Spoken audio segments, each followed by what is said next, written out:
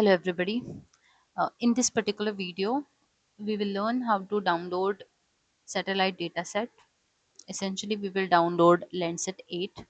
Besides that, we will also look into how to import these datasets, that is different bands of a given satellite data, into QGIS software and to make a composite out of it.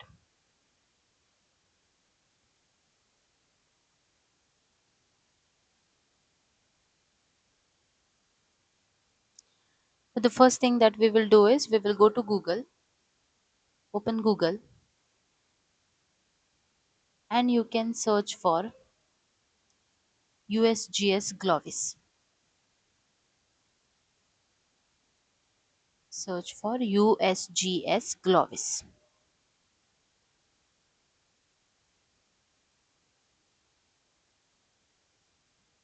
So here you will get Glovis homepage, glovis.usgs.gov. Navigate to this particular website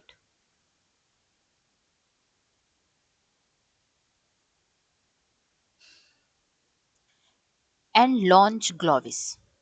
Okay, when you launch Glovis, this is the interface that you get in front of you.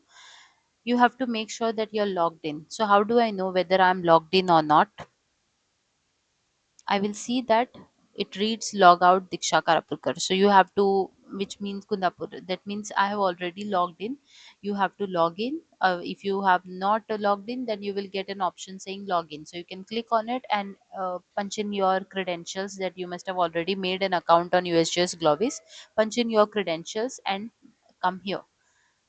Now you have to select the type of dataset that you want to download. So you go to selected datasets and from here you can for now select Landsat 8 and 9. There are other different types of datasets that are also available, but right now we are going to download Landsat 8 and 9 datasets. So you go for add selected dataset. If you add all the dataset, everything will get added. So you have to go for clicking on add selected datasets only. When you do this, come to map view. This is the map view. Within this you have to go to your study area. Any study area you can go to, because Landsat 8 and 9 data are available for the entire planet.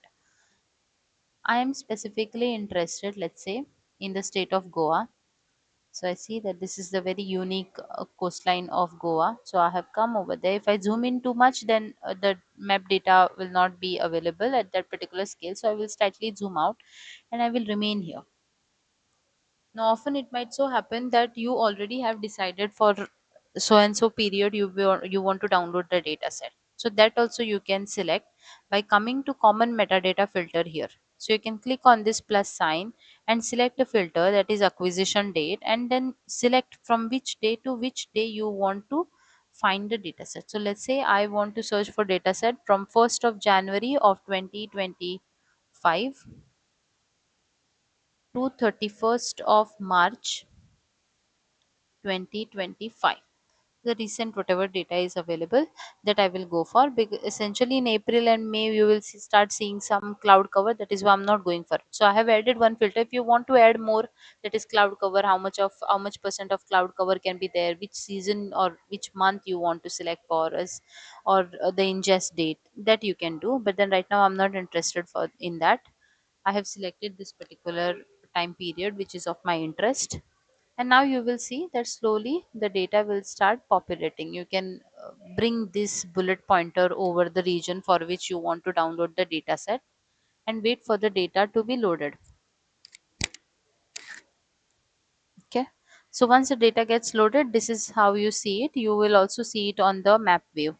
This however image, I feel that there are some cloud covers. I don't want to download that. I can go next. Look at this particular section of your scene navigator. If your scene navigator is not populated here, let's say if your scene navigator is not there, you can come to this interface control and from here you can click on scene navigator to open it. Then I don't even want this particular data. I will go next, next, next until I find something that doesn't have any cloud cover. Sorry, I have to apply this filter. I have not applied, that is why I can see 2024 data. So let's apply the filter.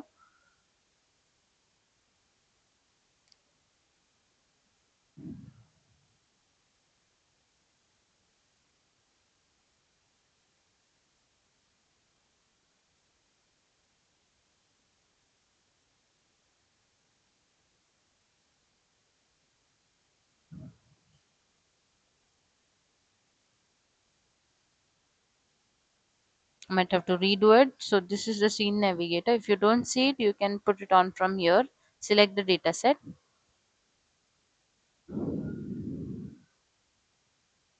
That is Lancet 8 and 9. Add selected data set. Come to common metadata filter.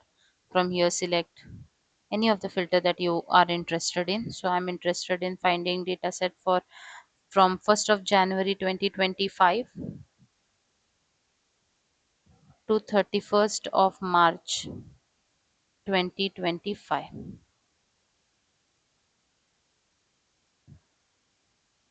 Add this filter, close it down, and navigate to the study area that you are interested in. As I said, I'm interested in downloading some data set for the state of Goa. If you, however, are not able to identify your study area, you can also use this map and you can choose latitude longitude for which what is the latitude longitude of your area, and that you can jump to the location. So let us search for some data set that belongs to this particular time period. We have to identify one such image which has minimal cloud cover.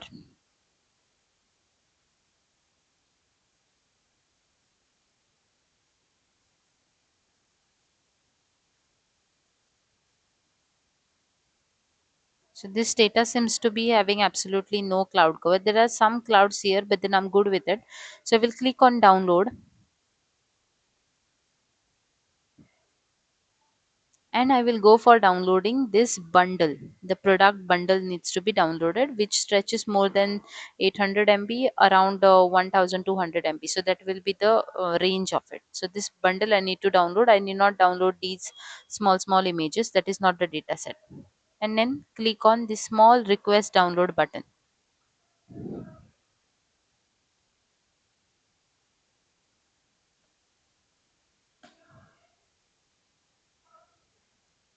Wait for some time so that one more window will open and your data set will start downloading.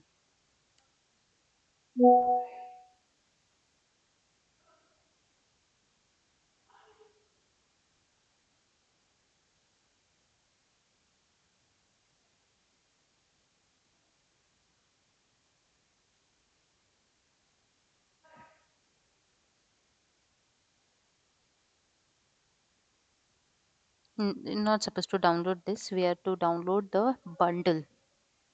It's already started downloading.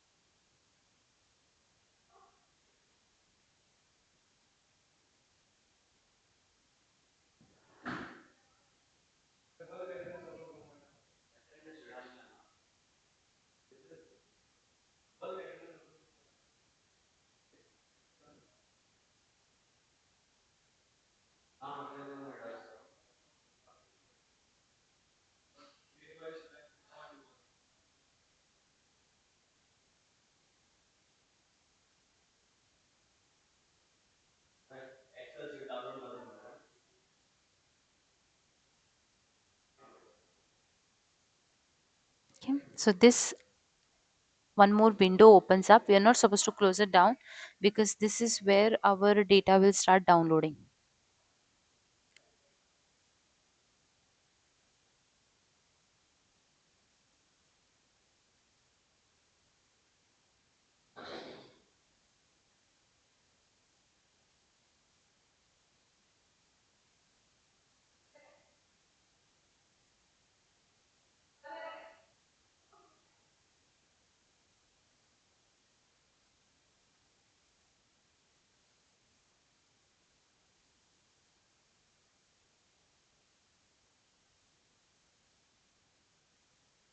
Okay. So the download will start and this downloaded data set will essentially be in a zipped format. Okay. So I have already downloaded some data set. Let's look into that.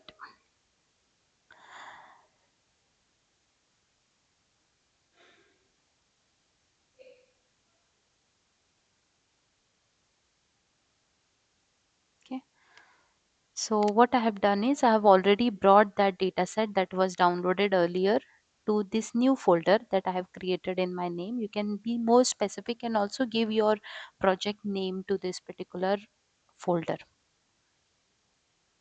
But right now it is a zipped file. I think I have already extracted it. What you can do is you can right click and right now I'm getting a compress to option. You will get extract all option and you can extract this particular file, and if you want you can delete the zipped file.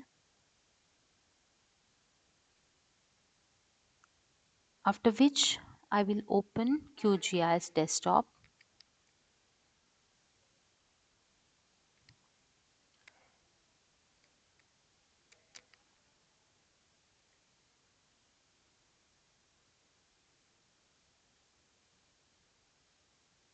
When you open QGIS desktop, there might be some projects which are already populated there because somebody else has worked on this project. So you have to go for the new empty project, double click on it so that you open a new empty project. Go to project and first you save this particular project. So we will save this yet again in our folder. We will save this in the name of what kind of project we are doing. So this time we are creating band composite. So we'll go for giving it a name, that is band composite.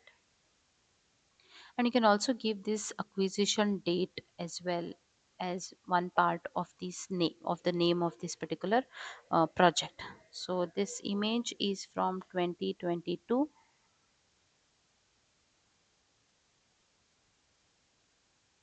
December 24.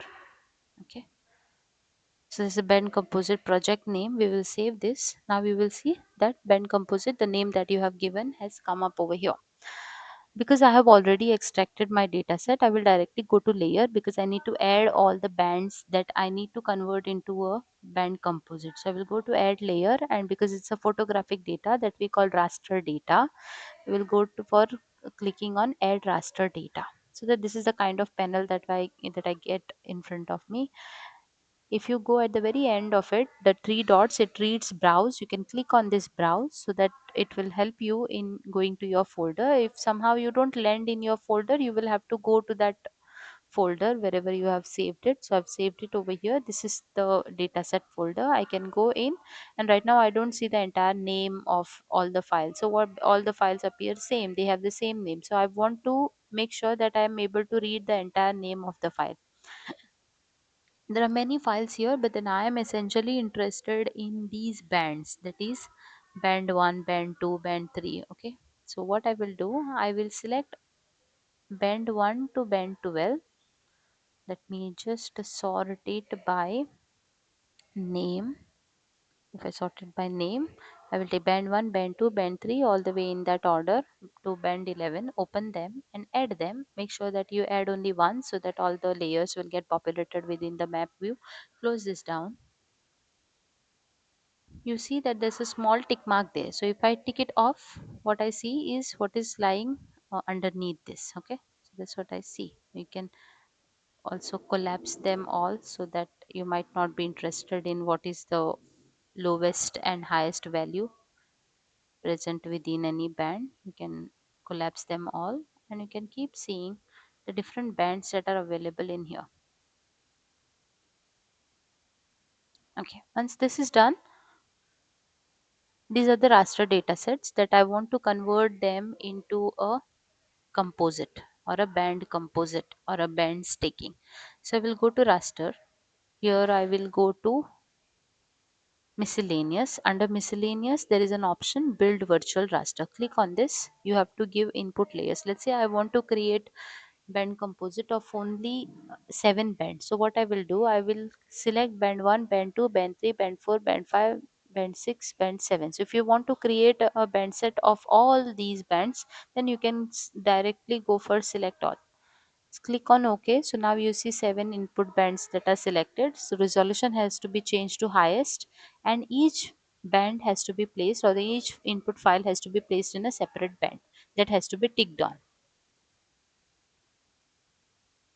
And now this will be saved as a temporary layer. If you want to permanently save it in your folder, you can definitely go for going to this, that is, yet again it will help you in saving that particular file in your folder. But then right now I don't want to save it permanently, I want to save it as a temporary file, and then if it is correct, then I will go for saving it in my folder. So let us run this. When you run this, wait for this operation to be completed, and you will see a virtual raster that has been populated. I'm going to close this down. Now you will see that this is band composite that is ready, but right now band 1 is given red color, band 2 is given green color, band 3 is given blue color. So what I have to do, if let's say I want to change it to a false color composite, a standard false color composite that emphasizes on presence of vegetation, so what I will do, I can right click on that layer and go to properties and land in symbology, or a shortcut, I can simply double click on this any of these band color palette, and then I will land in symbology. If you're somewhere else, you can come back to symbology. Right now red color is given to band 1, so we want to convert it into a standard false color composite, for which what we will do, we will give band 5, which is near infrared. To that near infrared band we will give red color, so you can select band 5 is given red color, then band 4, that is red band, is given green color, and band 3, that is green band, is given blue color, and then you can apply. So as you apply, you will see that the color will change, and click on OK. So now you see all the vegetation laden portions of the land have been converted into red. So chlorophyll stands out very distinctly in near infrared, and to that near infrared we have given red color. You can also see some uh, sediments which are also being debarged into the sea. Okay, some rivers here. This is not Goa.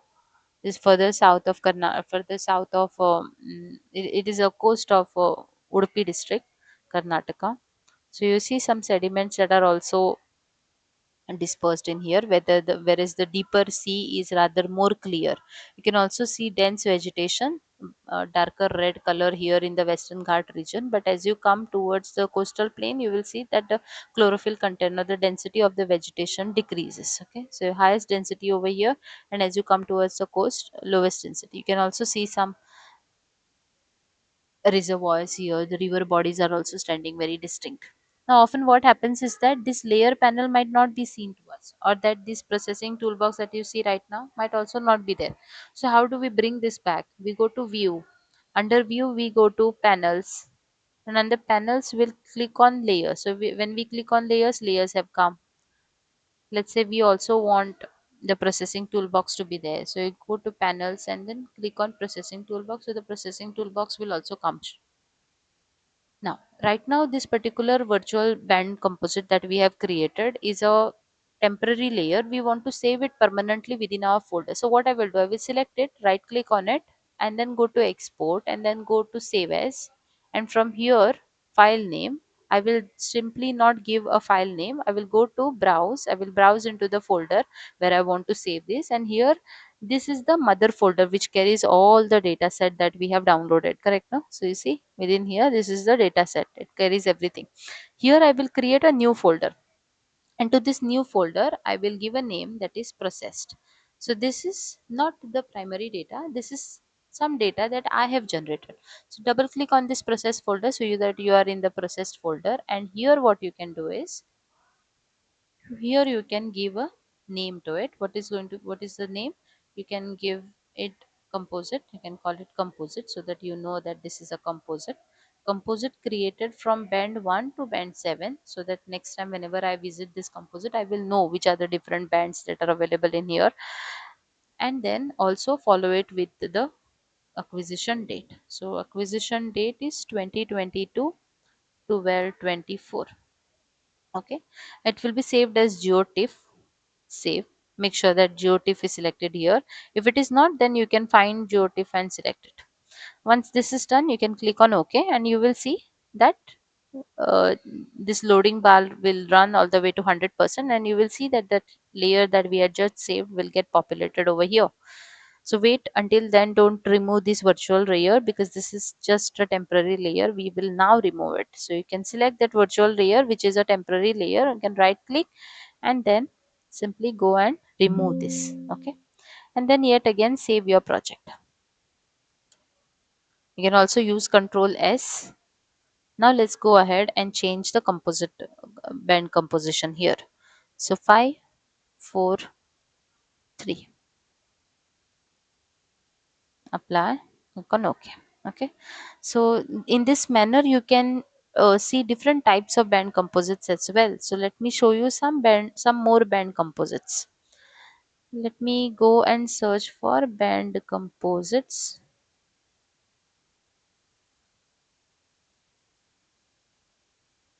Band composites of Landsat 8. 8 or 9 also, because both of them are identical satellites. They have the same sensors, same number of bands of the same calibration.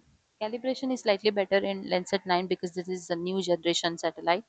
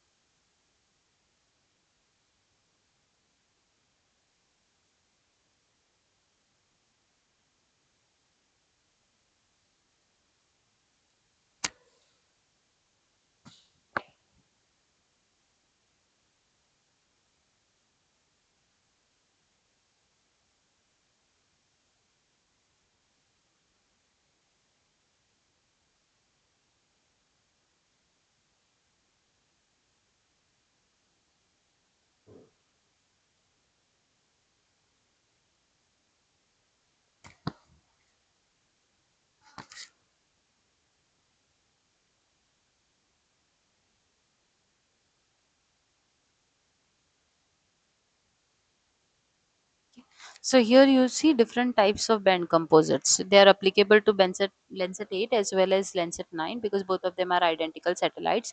If you want to see natural color, you will go for 432. So band 4 will be given red color, band 3 will be given green color, and band 2 will be given blue color. Band 4 is red, band 3 is green, and band 2 is blue. Okay, so if you want to see natural color composite, this is the band composition that you will use. So we'll come here and change this to 432, the same natural color composite. So 4 3 and then 2, and then apply and click on OK. So this is true color composite. Vegetation appears green, um, dry lands appear yellowish, and then water appears blue in color. Okay, so wherever it is carrying some phytoplanktons or some sediments, then it will appear slightly turbid. So this is true color composite. Similarly, you can also make color infrared, that is 543 we had made earlier, shortwave infrared 764, and you can also know what are the different mm, benefits of it. For example, shortwave infrared, when we display a band composite of 764, what we see is that urban areas will turn blue, and soils have various shades of brown. So let's make this 764. It helps us in identifying these urban areas. 764, spend some time on reading this band composite information. So 764,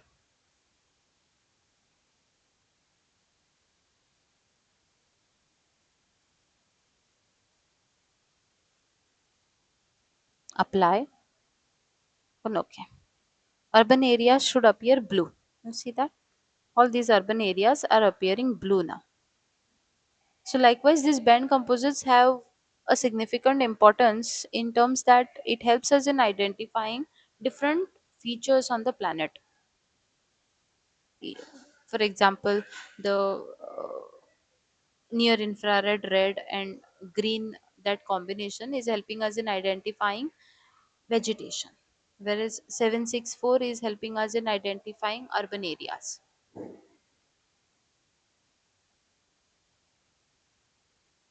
Often what may happen is that, let's say I lost a track of where exactly the data is.